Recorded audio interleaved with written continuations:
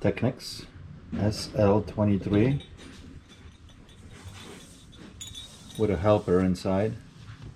She's been snoozing in this box for the last half an hour as I was setting up this so I can show you guys how to properly check a turntable if it works correctly. So I bought this a few days ago from a couple of pickers that come here quite often, and I know Jason watches the videos. Thanks, Jason, for this awesome turntable, but we don't know if it works. Okay, when I bought this from them, obviously you can see that it's a little bit rough, dirty. It does have a little smash on a corner here. It must have been dropped or something happened, but everything else looks good on it. Now, first thing I check on these when I'm looking to buy them, I remove the cover. Be careful, a lot of times the rubber covers will have this metal plate on them. You can just pop it like that and this will come off, so you don't want to drop it on the ground and accidentally it will bend on you or something, because it needs to stay completely flat. You remove the rubber cover, and right away, this is a belt driven unit. You could tell that there is a pulley from the motor right here, and the belt goes around the bottom of the plate and hooks into the pulley right here to be fully operational. Well, this one immediately when I open it, the belt was gone. Actually, the belt was laying on the side inside, all crumbled. So the way you remove these platters, the way you lift the plate, you put your fingers in those two holes, you just put a little pressure and you lift it up. Sometimes you might have to swing it so it's in a correct spot, so because it locks in place, so it might not come up here. Well, $5. There it goes. So, and then you can see on the inside of the platter where the belt sits all the way around, and then you stretch it to put it over the little pulley here. I have a brand new belt that just came in the other day, and we're gonna install it, and I'll show you guys how I do it so we can test this unit. Pretty simple, just like that, and it doesn't matter how straight it is. So you can see it's touching one wall over here, it's the other way right here. After it runs for about 20-30 seconds, it will straighten itself out. That pulley on a turntable will make it straight. Honey, thanks for all the help. You're doing a great job. Right, hopefully this is good enough angle for everybody to see. So the belt is on, right? We're gonna drop the platter, locked in place. I'm gonna use this nail to pry off the belt, because it's very hard. It sits there very tight. To get in there with the fingers and kind of grab it, it's almost impossible to do that. So I use something sharp, but it cannot be too sharp so you don't damage the belt. You don't want to make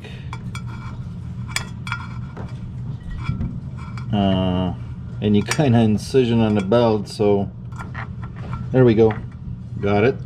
So I can stretch it now and go all the way around where the pulley is.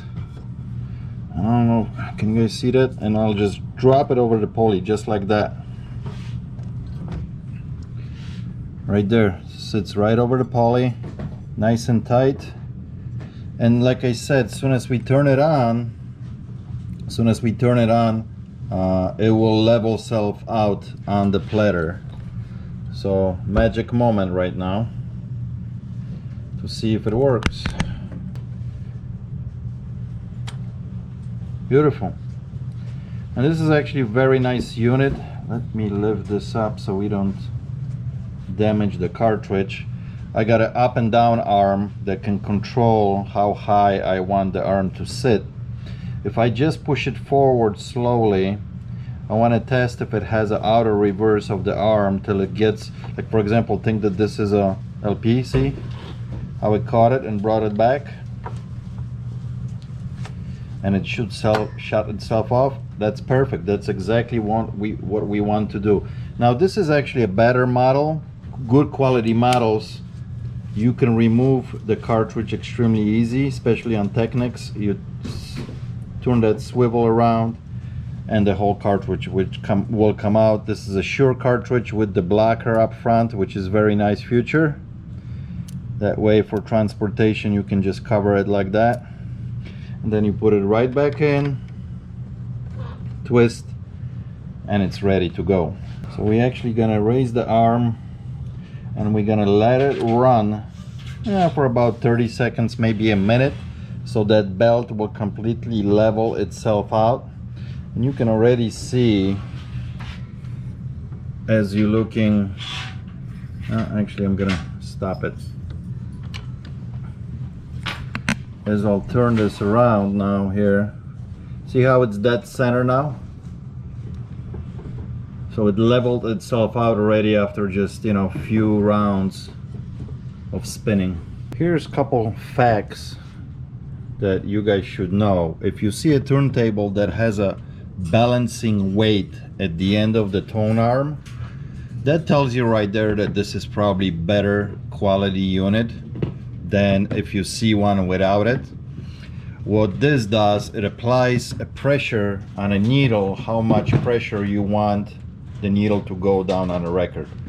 So it's a very good indicator that this is probably better quality or pricier unit than you would see one without this.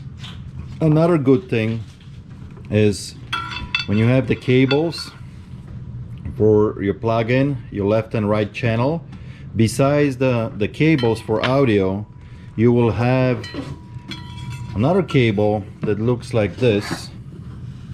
This is actually a ground cable, and it's a big deal because you need to use a receiver who's actually designed to hook up a turntable, because this is an analog signal.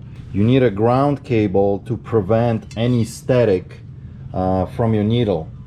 So it's a big deal. When you see this cable too, you automatically know that this is probably a better unit. You will run into some very cheap turntables, they will not have this. And here's another big deal.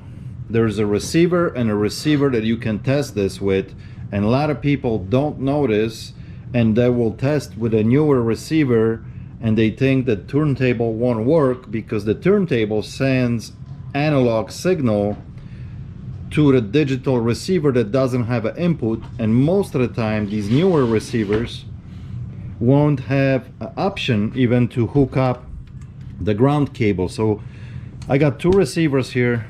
This one is probably like a 2010 model or maybe 11 with a bunch of HDMI's on it, newer, plays 3D Blu-rays, all kinds of goofy stuff. And this is an old vintage Technics, probably from mid to late 80s.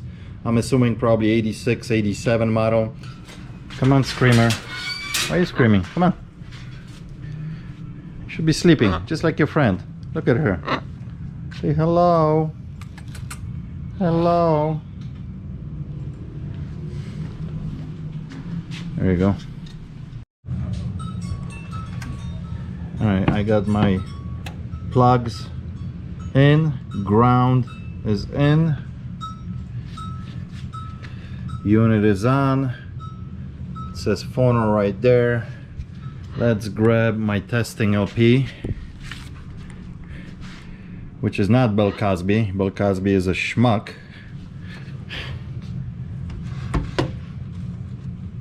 What I have inside is my testing record, which is very cool blue LP, translucent. It's pretty cool.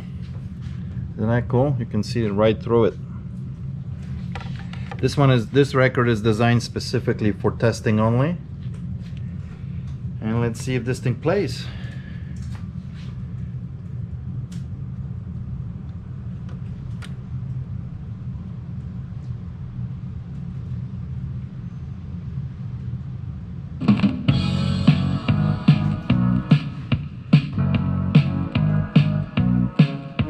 I'm Lacey Thompson Jr., and I'm the owner and principal design engineer for LT Sound. And sound is exactly what this album is all about. There simply are no specifications which will tell you how a reverberation device or a compressor will sound. And furthermore, persons just getting acquainted with multi-track recording usually don't know what they need in order to produce the sound. Looks like it's working perfectly. Now this particular unit has extra pitch speed adjusters on it, so on 33, see what I can do. Let me put this back down. Don't know what they need in order to speed produce up the and sound slow effects down heard on the today's speed. recordings. This album is meant to illustrate exactly what our products do and how they compare with the competition. You hear that? How I I'm sped also up? giving my personal perspective of what the priorities are in purchasing equipment to produce the illustrations for this album. So now I'm gonna lift and we're gonna go all the way to the end. I'm gonna drop it and we're gonna test it with the record again, the automatic shut off, if it works correctly. There it goes. There it goes.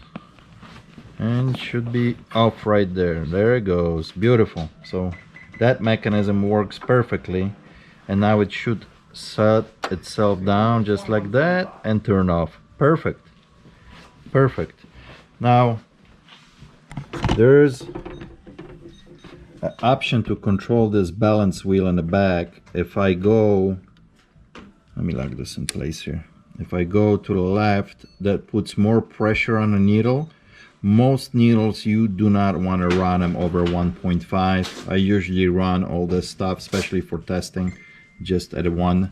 But like I said, this is a better unit. A lot of times you will not even see this. So, and these are the speed controls adjusters. There's also anti-skip there. So now I have to clean this up. But let me show you before I do that. This is my holder for my camera. Let me plug this unit in now and you will see the difference in the sound. And before I do that, I want to show you really quick. I disconnected the ground from this unit and now I'm gonna turn the volume up. Can you hear that booing? That's exactly what's happening with this ground cable. When I touch it now, see, it's picking up actually vibration, anything that's happening right now in the air from the needle. But as soon as you touch it to the ground, it all disappears. So that's why it's extremely important to have that ground cable and to have that ground connection on a receiver, which this one doesn't have. So I decided actually to hook up. There's an option on this receiver that you have auxiliary input up front, so you guys can see, and it's a little easier for me. We'll turn this on. Receiver, okay, it says, it recognizes that I have a hookup here. V auxiliary, it says, and it even says, I don't know if you can tell, right there, right above the V, it says analog, which is pretty cool. So let's see what happens. Maybe this will work, although I have no option to hook up the ground cable to anything, so I'm sure we're gonna hear the static. So you can hear immediately like a buzzing noise, but at least we got something. All right, let's lower this guy.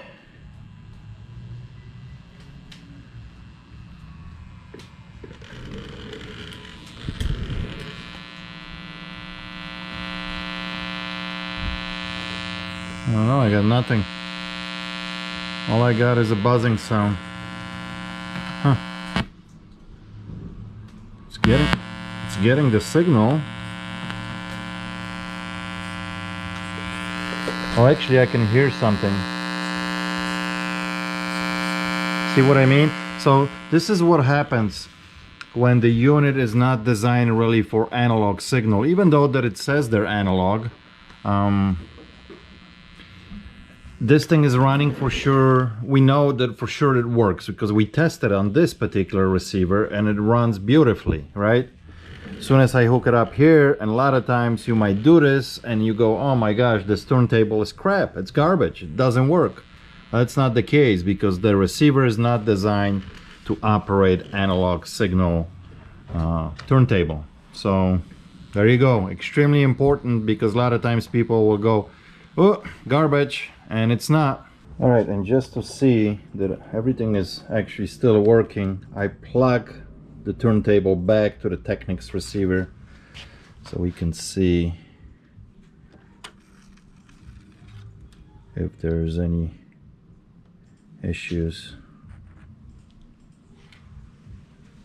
The more likely you are to choose us over the competition. Yep, no issues.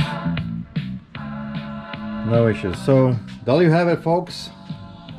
That's how you test the turntable, and that's how you install a brand new belt on it. A lot of times when you're out in a wild too, if there is a belt missing, you can put your finger, you can put your finger right on that pulley and see if it spins.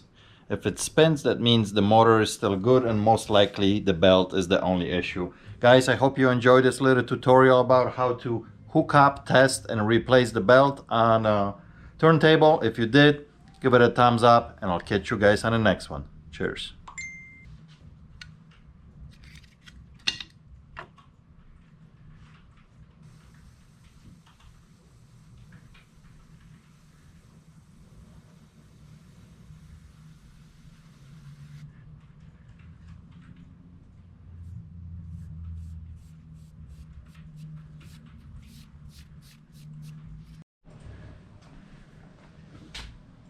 Honey, thank you for all the help, honey. Yeah, you, look at your sleepy head. Uh-huh.